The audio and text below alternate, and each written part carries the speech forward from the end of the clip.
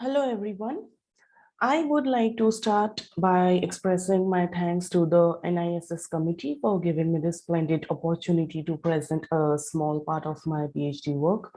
I am going to talk about quantification or mathematical modeling of the growth of glioblastoma tumor from MRI images of brain. Glioblastoma, as we all know, is a fast-growing and aggressive brain tumor that invades the nearby brain tissue, but generally does not spread to distant organs.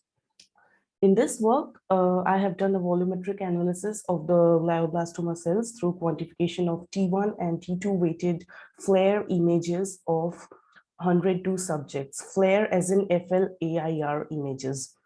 Using some basic descriptive statistics, there seems to be a strong correlation between the T1 and T2 weighted images, and it's greater than 90%.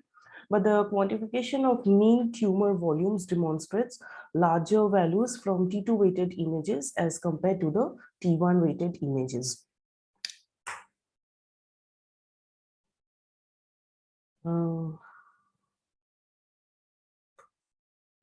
Okay, so it is quite common. It is quite a common factor that brain tumors result from increased cognitive load. GBM is a devastating form of cerebral cancer. GBM as in glioblastoma tumor. It's a devastating form of cerebral cancer that can result in death in 6 months or even less after the growth of the tumor. So if we look at this first figure, we can see a grade 3 glioma, which is sometimes called anaplastic astrocytoma.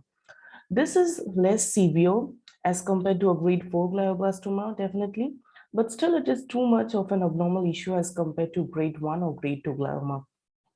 And low-grade gliomas can recur as well. And over here, the next two images, if we see, these show the appearance of a glioblastoma as detected on an MRI brain scan. These circled regions indicate the presence of the glioblastoma tumor. Okay, now moving on to the actual methodology part, image segmentation of the glioblastoma has been done for the MRI images. I used the software Python for segmentation. The parallel segmentation algorithm has been applied in this case. The glioblastoma tumor have been extracted from the raw T images.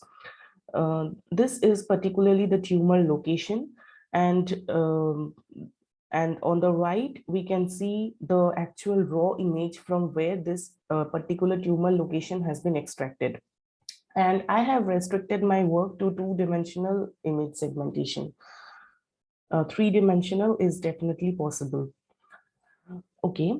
Now, the next step is masking of the rigidly transformed images via FLAIR. Okay, so meanwhile, just to point out, brain tissue on FLAIR or FLAIR images appear quite similar to T2 weighted images with gray matter brighter than the white matter. The masking here is done using normalization and smoothing technique. The diffusion weighted images are matched to an image generated from its own volume and intensity. Okay, so this generates a series of images with increased resolution. Then the native space images from the brain spaces are registered to the highest resolution FLAIR image within a cluster of smooth isomorphic brain images. And as we can see from the here, finally, we are making use of spatially normalized tissue maps, which are modulated by Jacobian determinants, as I have used here. Next, this is the second objective of this work. After the image segmentation has been done, we are trying to model the arachnoid tumor. This can be presented by considering two classes of arachnoid cystic lesions that are proliferating and migrating. These can be distinguished on the basis of the patterns of their phenotypes.